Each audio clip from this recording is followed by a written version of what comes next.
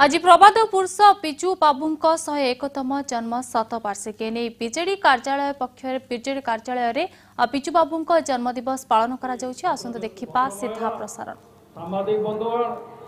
एवं बिजु प्रेमी बंधुगण आलोचना सरी सारी मु विशेष किसी कहवाक जाऊ ना केवल गोटाए कथा कहबी जे आज माननीय मुख्यमंत्री नेतृत्व में बिजु जनता दल जो भाव में स्वर्गत विजु पट्टनायक जो स्वप्न थिला ताकू साकार करिवारे चली से बाबद आलोचना कले समय लगे। केवल गोटाए कथा कहबी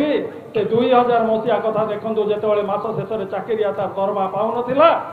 एवं जो चेक धरी जाऊे बैंक को फेली आस लोक आज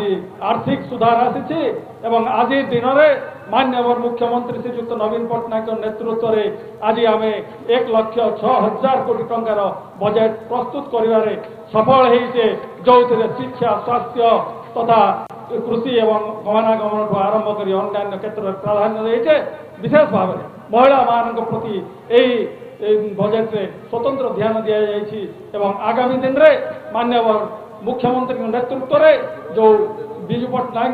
जो स्वप्न पूरण करने जो कार्यक्रम रही निश्चित भाव में आम समस्ते मिलित भाव में सहयोग दवा संपूर्ण भाव सहित रहा एवं ओडिशा को एक विकसित राज्य में परिगणित करने कार्यक्रम जारी रही मोर वक्तव्य शेष कले। नमस्कार। वंदे उत्सर्जन।